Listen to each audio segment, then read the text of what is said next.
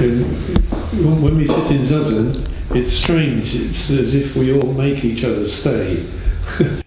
Když sedíme v zazenu, tak je to zvláštní, protože to vypadá, že se všichni nutíme navzájem, aby jsme tu zůstali. Of course we don't. We're free to get up.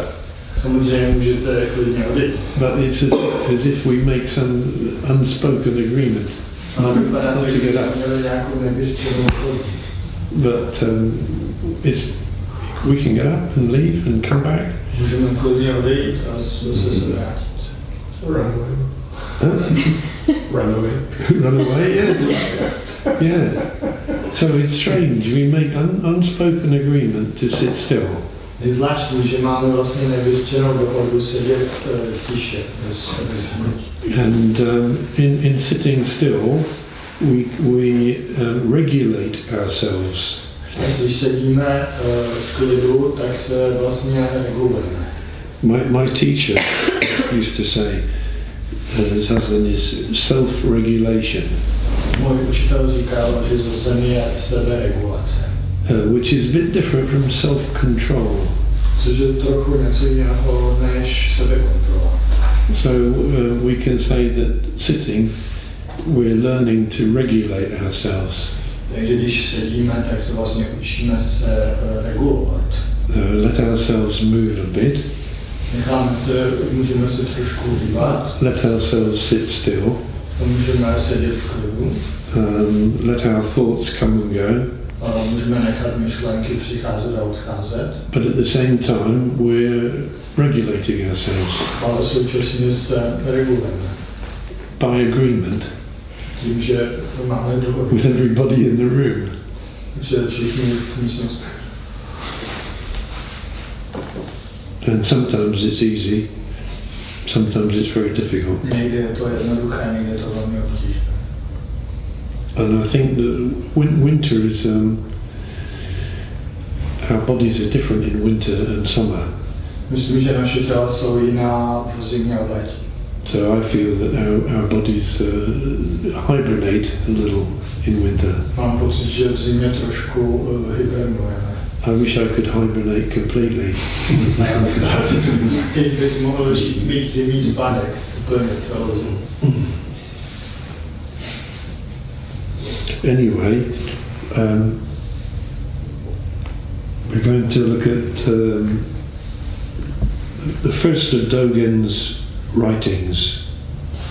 Podíváme se na první z Dogenových spisů.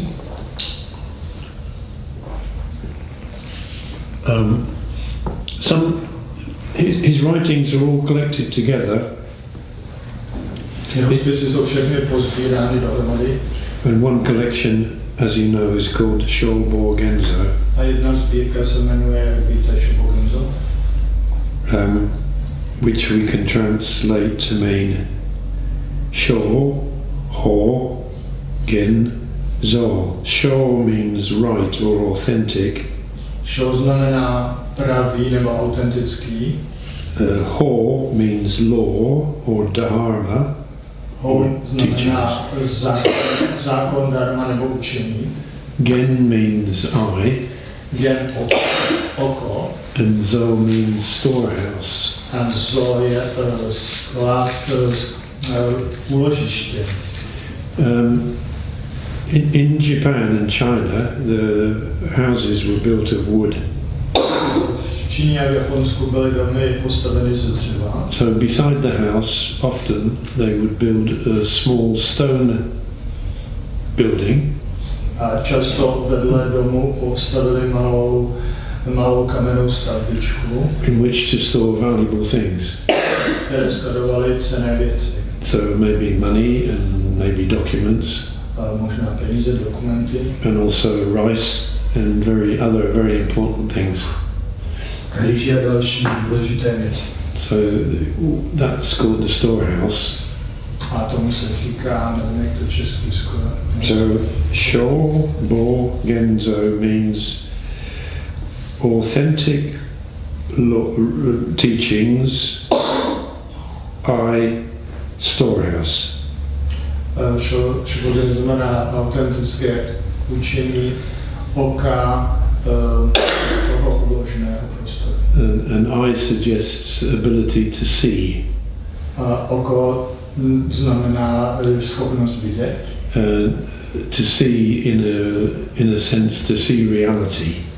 Ve smyslu vidět realitu. So the storehouse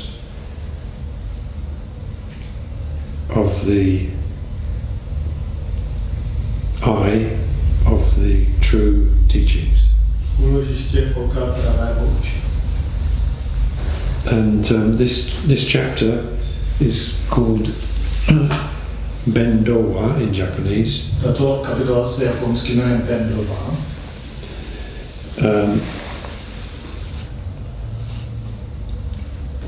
Which we've translated How to Pursue the Truth. My jsme to přeložili, jak následovat pravdu. And it was the first of Dogen's teachings that he recorded in his Shobogenzo.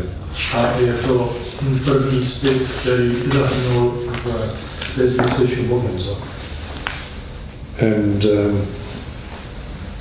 we can't tell sometimes whether he wrote them and then talked about them, gave a lecture. A někdy nemůžeme rozlišit, jestli ty věci říká, nebo jestli je nejdřív napsal a pak o nich mluvil při přednášce nebo obráceně. Or whether he only wrote it down. Nebo jestli to jenom napsal. But we can suppose that all of his writings in Shobogenzo, he also gave a lecture talk about them. Pravděpodobně všechny ty Shobogenza byly něco jako obsahem nějaké jeho přednášky. And at the end, he always writes the date when he wrote the chapter or the teaching. A na konci každé kapitoly je datum, kdy napsal tu kapitolu nebo to učení. 1231. 1231. Which is a long time ago. Což je hodně dávno. And I'm not going to read it. I'm going to tell you what it means. Ale rovnou budu říkat, co to znamená. He says that Buddhas are people who live in the present moment. Říká, že Buddhavé jsou lidé, kteří žijou v přítomnosti. And somebody who lives fully in the present moment learns how to do it from somebody who lives fully in the present moment. A ten, kdo žije plně v přítomnosti, se to učí od někoho, kdo žije v přítomnosti plně. And they have a method to learn how to do it. A mají metodu, jak to udělat.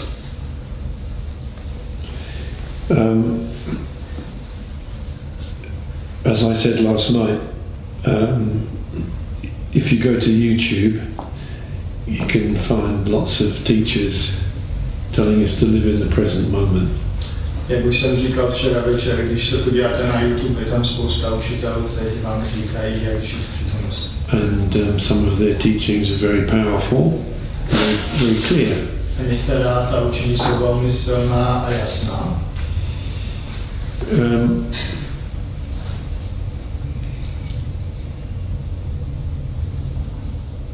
I don't know exactly what a whole variety of teachings about the present moment are in the modern world. A nevím přesně, co ta různorodost v tom moderním světě všech možných učení o přítomnosti jsou. But after listening to some of the teachings on the internet, ale poté, co jsem poslouchal pár těch učení na internetu, I found that although their teachings are clear, jsem zjistil, že ačkoliv jejich učení jsou jasná, they don't tell you how to do it. Neřeknou vám, jak to udělat. The teachers explain that we are living now, the future is not here, the past is gone. Učitelé nám vysvětlují, že žijeme v přítomnosti, že budoucnost ještě nenastala a minulost už je pryč. And therefore we are living in the present. Takže žijeme v přítomnosti. And that in the present we can find some deep satisfaction. A v přítomnosti můžeme najít jakési hluboké uspokojení. But they don't explain how to do it. Ale nevysvětlují nám, jak to udělat. Dogen says there is a method. Dogen říká, že existuje metoda. It says this method is subtle. Říká, že ta metoda je jemná. And it doesn't have any intention. A nemá žádný záměr. So this is very strange. Dogen, writing in the 13th century, says there is a method to be in the present moment. To je zvláštní, že ve 13. století Dogen píše, že existuje metoda, jak být v přítomnosti. But it doesn't intend Ale není v ní záměr. to make us be in the present moment. Není v ní záměr být v přítomnosti. We find that very difficult because normally with our minds we have an intention. Tohle nám přijde velmi obtížné, protože normálně myslíme, naše mysl nám říká, že máme vždycky nějaký záměr. We have an aim. Máme cíl. We have a purpose. Účel. And without some purpose or aim or intention, we find it very difficult to live. A bez nějakého účelu, cíle nebo záměru považujeme za velmi obtížné žít. I find it very, very difficult to live without an intention or purpose. Já považuji pro mě velmi těžké žít bez záměru nebo účelu. What am I here for? Proč jsem tady? What's life about? O čem je život? What am I going to do tomorrow or next day? Zítra. Without some plan, we find it almost impossible to live. Bez plánu nám připadá téměř nemožné žít. In our minds, we need to know what is going to happen. A naše mysl chce vědět, co se stane. And to live without knowing what is going to happen is almost impossible. A žít bez toho, aby jsme věděli v té mysli, co se stane, je téměř nemožné. Even though we don't really know what is going to happen. I když nevíme opravdu, co se stane. So, very strange creatures are human beings. Že lidské bytosti jsou velmi podivné tvorové. We need to know so much what's going to happen. Potřebujeme vědět tak moc, co se stane. Even though we know that it's not going to happen like that. I když víme, že se to tak nestane. And that need is so powerful in us. A ta potřeba je v nás tak silná.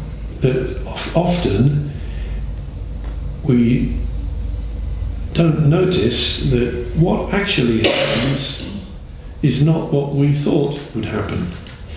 A často si všimneme, že to, co se opravdu stane, není to, co jsme si mysleli, že se stane. Because our need is so strong. Protože naše potřeba je tak silná. But Dogen is telling us that there is a method to live fully in the present moment. Ale Dogen nám říká, že metoda je žít plně v přítomnosti. And to live fully in the present moment is not to think or worry or have a need about the future.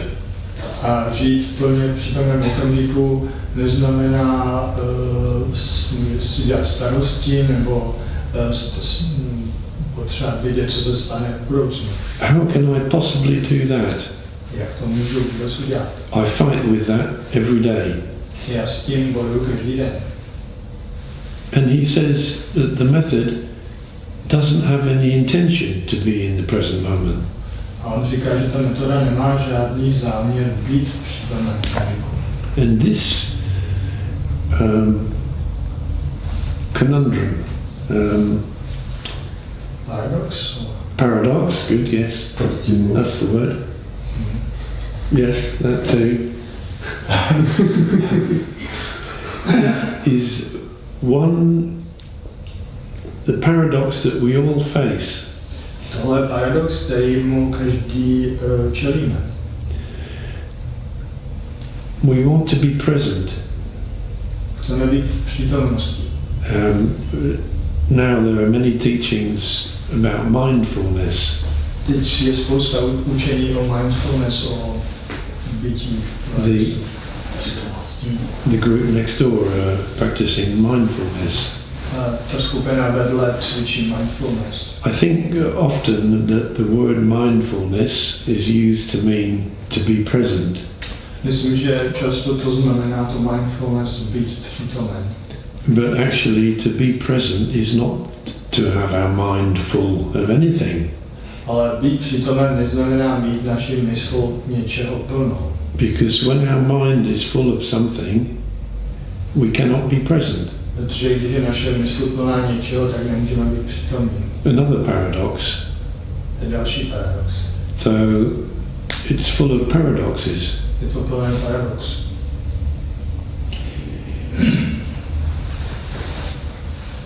So Dogen talks about this method which people who learn to be in the present learn from somebody else who learned to be in the present.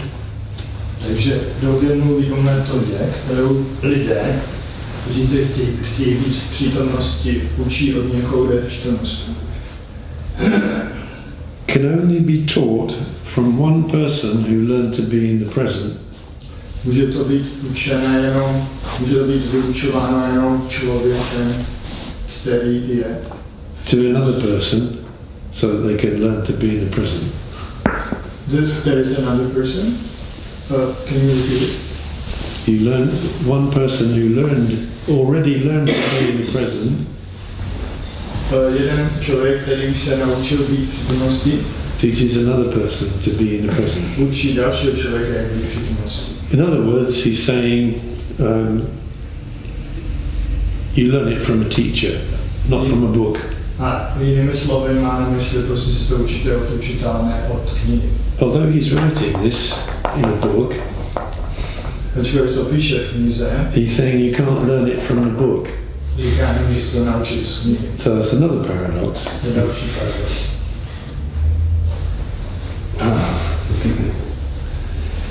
However, although there's a paradox, when we read what he writes, it points us to something. I když je to paradoxní, když čteme to, co on píše, tak nám to ukazuje směr k něčemu. It points us to the fact that he's talking about not an idea, ukazuje to na to, že nemluvíme o nějaké myšlence, but a practice, ale o cvičení. something we do. Něco, co děláme. And he goes on to say,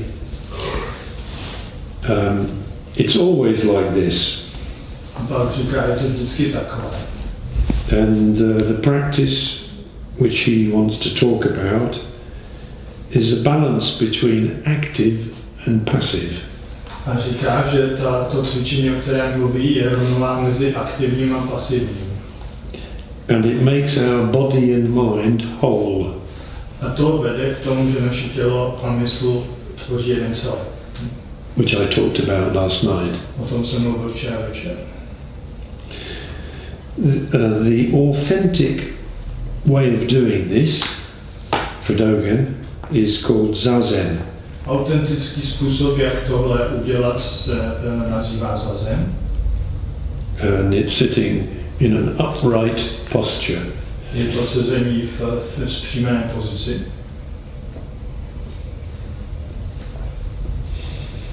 And he says, although we all have our own natural state, A říká, že ačkoliv všichni máme náš přirozený stav, we have to practice it musíme ho cvičit, in order to get it back again. abychom se k němu vraceli. And if we don't return to it, it doesn't reveal itself. A když se k němu nevrátíme, tak se neukazuje. And when we practice this state, we give up our intention. Když cvičíme tento stav, tak se vzdáváme svého záměru. And we don't think. A nemyslíme. So, in this first paragraph, he's explaining what zazen is. V tom prvním odstavci on vysvětluje, co to je zazen. It's a method of learning to be in the present. Je to metoda, jak se učit být v přítomnosti. That you learn from somebody who learned to be in the present. Kterou se učíte od někoho, kdo už se naučil být v přítomnosti. It doesn't have an aim or a purpose. Nemá to jméno nebo záměr. And we have to keep practicing it. A musíme to opakovaně cvičit. In order to find this state of being in the present. Abychom našli stav v přítomnosti. Simple stuff. Jednoduchá věc. But in those few words, he's described the most difficult task of anybody's life. Ale v těch několika větách jsou nejobtížnější úkol každého života. And it may be more difficult in modern times than it was for Dogen. A možná je to dneska v moderní době obtížnější, než kdy to bylo v době Dogena. I don't really know, but in the 13th century there weren't so many mental distractions. Ale ve 13. století asi nebylo tolik mentálních rušení. Because our modern life is full of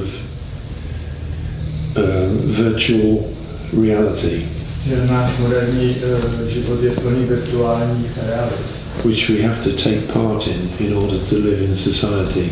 kterých se musíme účastnit, abychom žili v moderní společnosti. So to practice this practice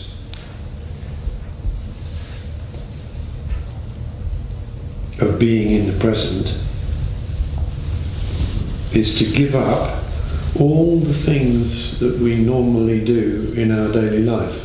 Takže cvičit tuto metodu bytí v přítomnosti znamená vzdát se všech věcí, které normálně děláme v našem životě.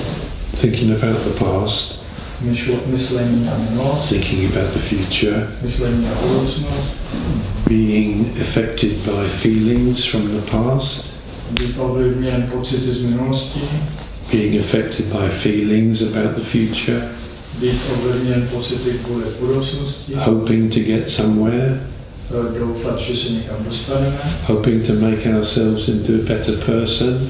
doufat, že se staneme lepším člověkem. All these things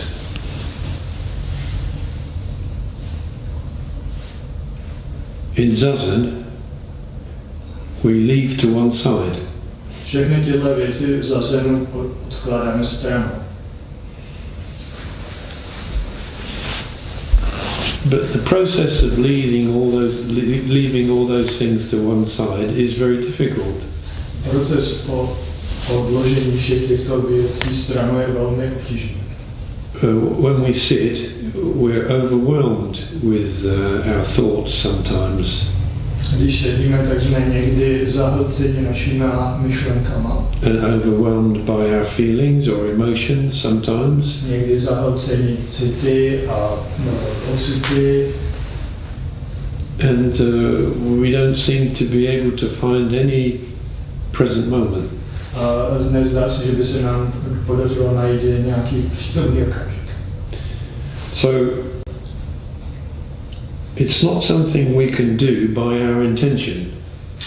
Takže není to něco, co můžeme dělat záměrně. So I'm sitting in zazen and I'm going to get rid of all my thoughts, feelings, emotions and everything. Nejde o to, že si sednu do zazenu a zbavím se všech pocitů a myšlenek a citů. It's impossible to do it intentionally. To je nemožné udělat záměrně. But fortunately, we have a physical body. Ale naštěstí to je fyzické tělo.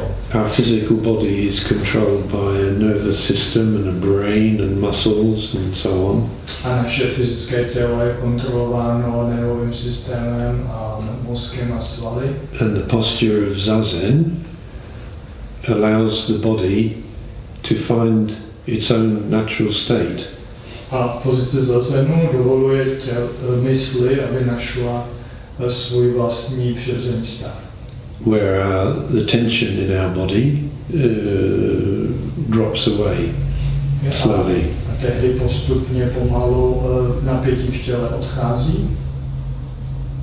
So zazen is not only some kind of mental meditation. Zase není pouze nějaká mentální meditace. It's a physical practice. To fyzické cvičení. And it's the physical part of zazen that saves us. A ta fyzická stránka zazenu nás zachraňuje. From our mind. Od naší mysli.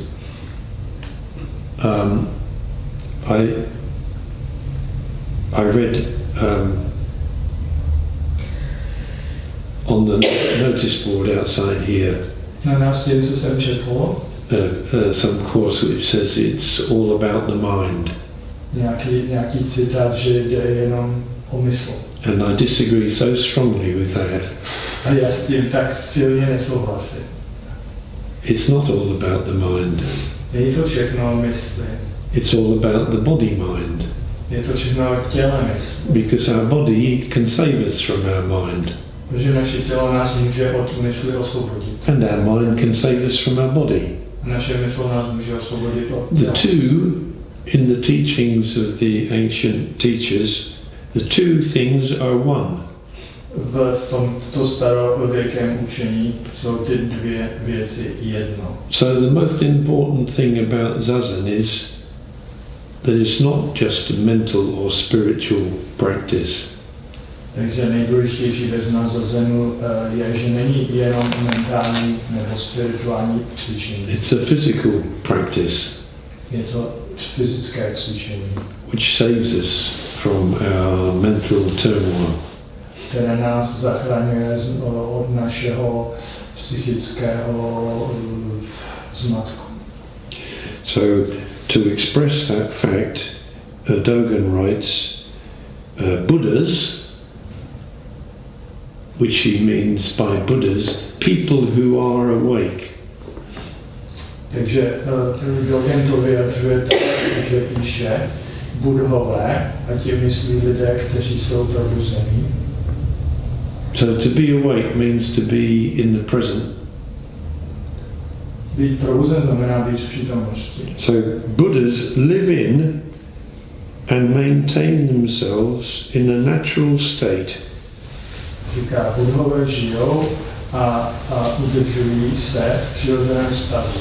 Where they do not separate reality into mental and physical. Kde neoddělují skutečnost na mentální a fyzickou. People who do not separate reality into mental and physical Lidé, kteří neoddělují skutečnost na mentální a fyzickou, are Buddhas. jsou budhové. So let me put that in completely different language. Rád bych to teď řekl úplně jiným jazykem. People who find a way to put their body and mind together Lidé, kteří nacházejí způsob, jak své tělo a mysl dát do jednoho celku, or to become whole, nebo kteří se stávají celiství, to become one, not two, kteří se stanou jedním, ne dvěma, are Buddhas. jsou budhové. Hey, Buddhas everywhere. A máme Budhy všude. That's nothing to do with Buddhism. To nemá nic společného s buddhismem. Because everybody experiences a state where they don't split themselves into two. Každý zažívá stav, kdy se nerozděluje na dva. But they don't call themselves Buddhas. Ale neříkají si budhové. But I call themselves, I would like to call them Buddhas. Ale já bych je nazval budhové. So not to split ourselves into two is to be awake. Čili nerozdělit se na dvě části, znamená být probuzen. We do this thousands of times every day. Tohle děláme tisíckrát denně. Every living thing does this thousands of times every day. Každá živá bytost to dělá tisíc. Find freedom. Najdete svobodu. The words you are reading now have no relevance. Slova, která teď čteme, nejsou vůbec relevantní. So it sounds very nice and very simple. Then you listen to it, you think, oh yes. Zní to velmi hezky a jednoduše, dá se s tím souhlasit. But to do it, to practice it, is the biggest task of everybody's life. Ale cvičit to je největší úkol každého z nás. And although everybody needs to be whole, to be present, Ačkoliv každý potřebuje být celiství a v přítomnosti, we don't value it. my si toho nevážíme, nepřikládáme. So modern society values the intellect. Moderní společnost oceňuje intelekt. Thinking is the most important thing. Myšlení je nejdůležitější věc. And this has a very long history in Western society. A to má velmi dlouhou historii v západní společnosti. The mental area or the spiritual area is the most important part of life. Mentální nebo spirituální oblast je nejdůležitější oblast života. But according to Dogen's teachings, this cannot be true. Ale podle Dogenova učení to nemůže být pravda. So immediately his teachings are revolutionary. Takže vlastně jeho učení jsou revoluční. They're saying all the mental things that we experience and suffer from in modern life Říká, že všechny ty věci mentální, kterými trpíme v moderním životě, are not the most important. nejsou nejdůležitější. And the most important things are when we make ourselves whole. Nejdůležitější je, když se učíme celiství. And when we make ourselves whole, we are doing very simple things. A když se činíme celistvými, děláme velmi jednoduché věci. Standing up, Vstáváme, sitting down, sedneme si, drinking tea, pijeme čaj, chopping firewood, štípeme dříví, fetching water. přinášíme vodu. That's what the ancient Chinese teachers said when they were asked, Tohle říkali ti starodávní čínští mistři, když se jich ptali. so it really is a teaching which is upside down to the values of modern life. Je to vlastně učení, které je obrácené, které je protikladem hodnotám z moderního světa. It says the most important things are the simplest things in our life. To učení říká, že nejdůležitější věci jsou ty nejjednodušší věci. Because when we act, when we are doing something, we make ourselves whole. Protože když jednáme, konáme, tak se stáváme jedním. And when we make ourselves whole, we are in the present moment. A když se stáváme jedním, jsme v přítomnosti. And when we're in the present moment, we're a Buddha. A jednou jsme v přítomnosti, jsme budhové.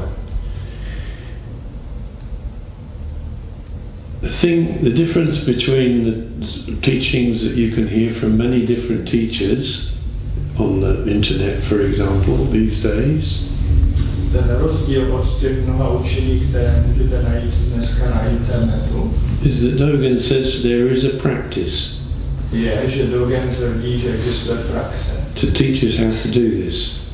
která nás učí, jak to udělat. And the practice is called Zazen in Japanese. A ta praxe se japonsky jmenuje Zazen. And when we practice Zazen, we don't have any intention to be in the present moment. A když cvičíme Zazen, nemáme žádný cíl být v přítomnosti. So there we are. That's his first paragraph. Takže to je všechno, to je jeho první odstavec. In his teachings that he wrote down in 1232. První odstavec jeho učení. So it's never been more important because we're taught that the most important things are very different kinds of things. Tohle je opravdu nesmírně důležité, protože se pořád dozvídáme, že úplně něco jiného je důležité. So it's very, very difficult for us to give value to very simple things. Je pro nás velmi obtížné dát hodnotu, ocenit. And not to worry about very big, important things. A přestat se trápit velkými, zdánlivě důležitými věcmi. So it's a complete revolution. Je to naprostá revoluce.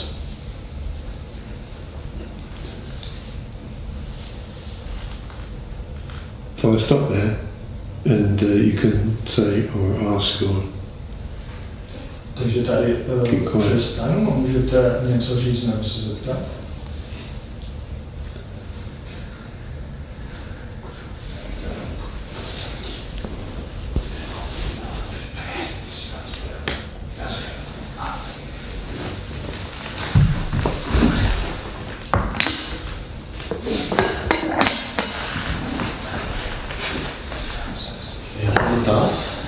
I have a question. Jestli je nezbytné praktikovat v přítomnosti člověka, který dosáhl té přítomnosti.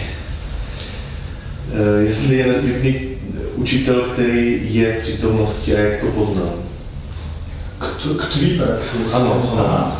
Is it necessary for my practice to have a teacher who is in the present, and how do I know the teacher is in the present?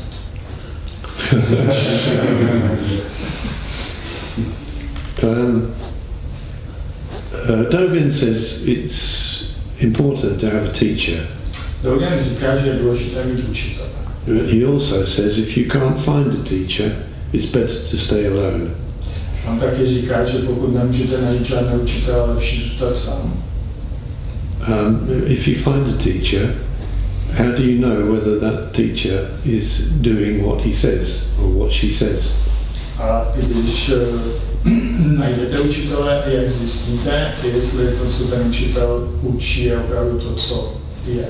I don't know. Já nevím. You have to use some kind of intuition, or you have to watch the teacher, and then you have to think, I wonder. Musíte použít intuici nebo dívat se, jak ten učitel se chová, a pak si můžete říct, co to se mi nějak nezdá. And you need a teacher who is honest.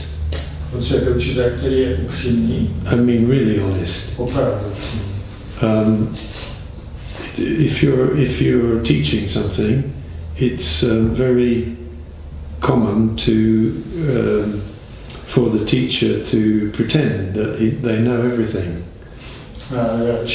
Často se stává, že narazíte na učitele, kteří předstírají, že všechno vědí. Or to pretend that they are exactly what they're teaching. A nebo předstírají, že jsou přesně to, co učí. So you have to be careful. Musíš být opatrný. So good luck. In my case, I am very clear about what Dogen says. V mém případě já mám dost jasno o tom, co Dogen říká.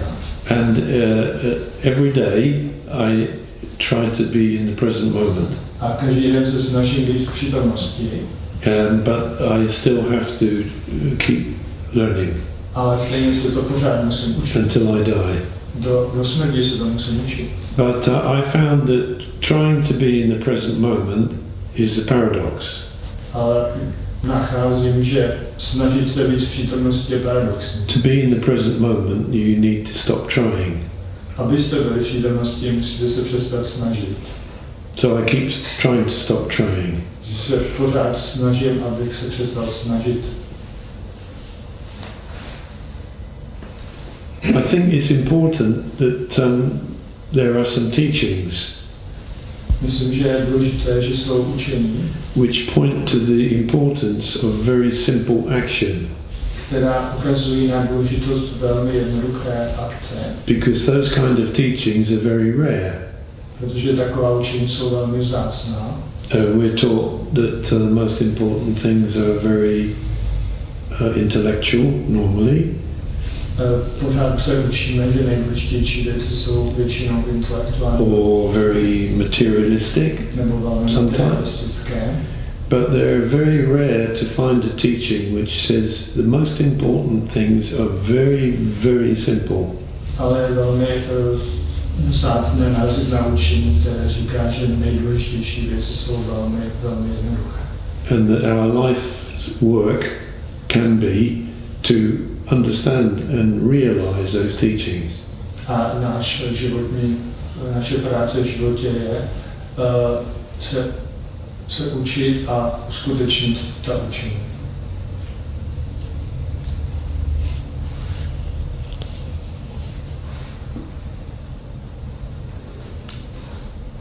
And I think it's a big stereotype that I always come across, that people think that Buddhist teachers are always in present. Yeah, I've never seen such a person. it's impossible. It's impossible. Největší stereotyp o učitelích buddhismu je, že jsou pořád v přítomnosti.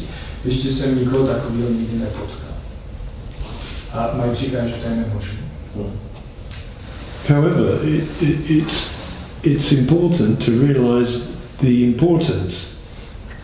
Nicméně je důležité uvědomit si tu důležitost.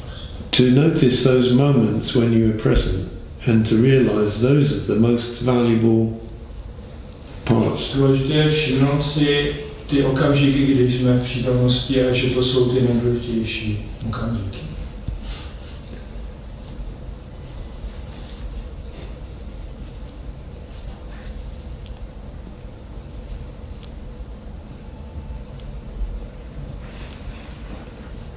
I think teaching something is quite difficult because you can't help giving the impression that what you're saying describes what you're always like. To je velmi těžký vlastně pro učitele, protože to vypadá, že to, co říkají, to, co učí, je přesně to, co jsou ve svém životě neustále. So the only way I can find to get around that is I don't hide anything about my life. Jediný způsob, jak můžu to udělat, je, že prostě neskrývám nic o svém životě. But if you only listen to what I say, it sounds like I'm exactly what I'm saying. Když posloucháte to, co říkám, But many of you know I'm not. vypadá to, že to, co říkám, je to, co jsem, ale mnoho z vás ví, že to tak není.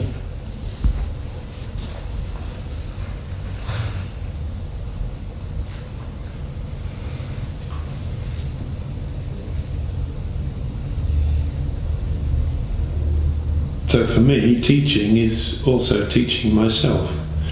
Takže pro mě to učení je také o tom učit sám sebe. So I'm reminding myself. Takže si to pořád připomínám.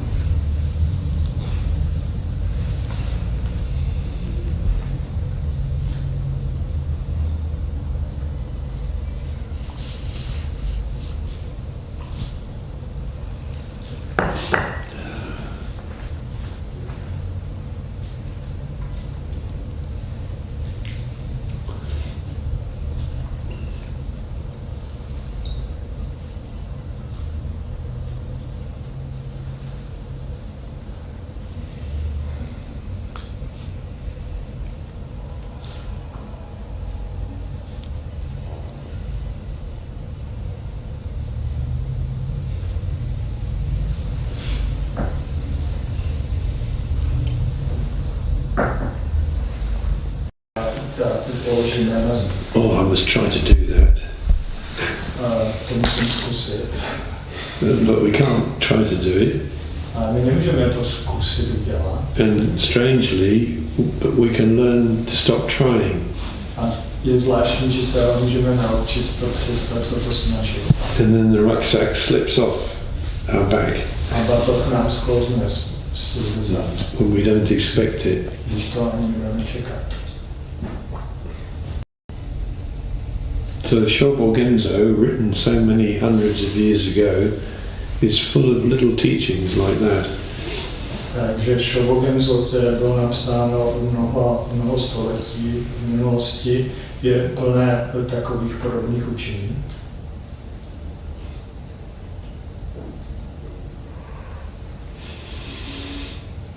What do you think about it?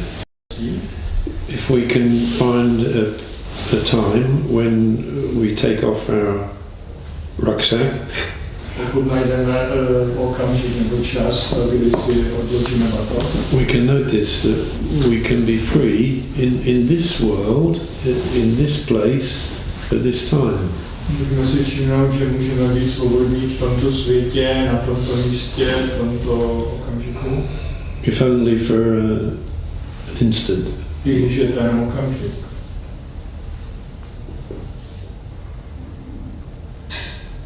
So nothing is forever. Nic netrvá věčně. So to be free now, to put our rucksack down now, is all we can do. Odložit ten batoh prostě teď je jediné, co můžeme udělat. Sometimes the rucksack has a long elastic coming around our neck, and we don't notice it springs back onto our back again.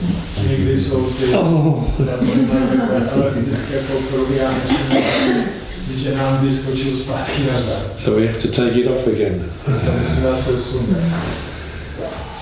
So Dogen says we have to practice Že Dogen říká, že musíme again and again, because nothing is forever.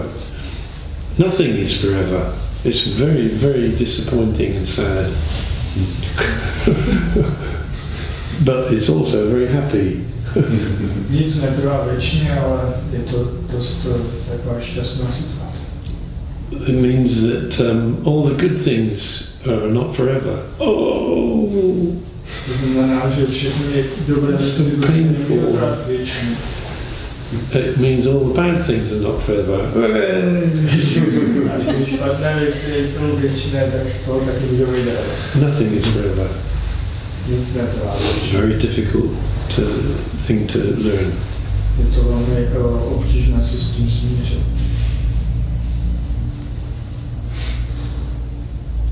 I want this is nice. I want this just to last a bit longer. To je fajn, to bych chtěl jenom, aby trvalo trošku díl. This is very painful and I'm suffering. I want it to go away now. Tohle je velmi bolestivé, já trpím a chci jít pryč. So this is the human condition.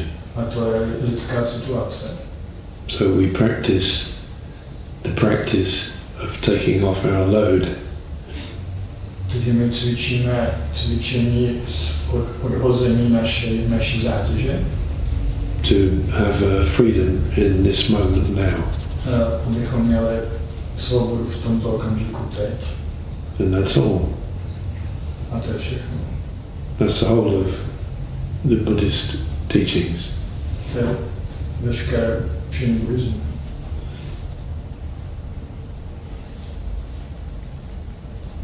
Very simple to listen to. Je to velmi jednoduché to poslouchat. And a lifetime of practice to do it. Ale je to otázka celoživotní praxe to uskutečnit.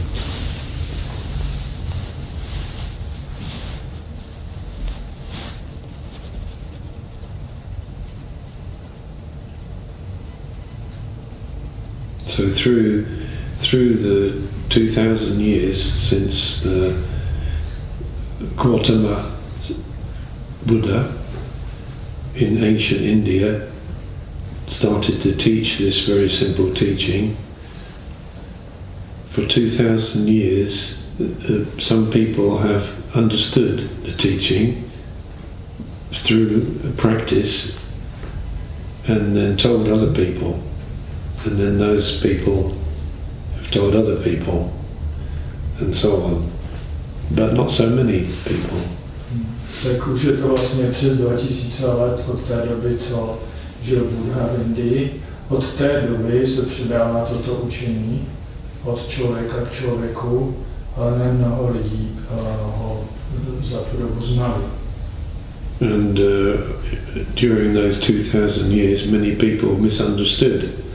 A během té doby mnoho lidí to učení špatně pochopilo. They thought, for instance, to have a beautiful black mat and a beautiful red cushion was the most important thing. Například si mysleli mylně, že nejdůležitější je mít krásný černý zabuton a krásný černý polštář. Or to have a statue of the beautiful Buddha is very important. Nebo že je velmi důležité mít krásnou sochu Budhy. Or to wear special clothing was the most important thing. A nebo že je nejdůležitější mít na sobě velice zvláštní speciální oblečení. So there have been many misunderstandings. Takže existovalo mnoho nedorozumění. But although there have been many misunderstandings, the very simple teaching is still alive. Ačkoliv bylo tolik nedorozumění a špatného pochopení, to velmi jednoduché učení je stále ještě naživu.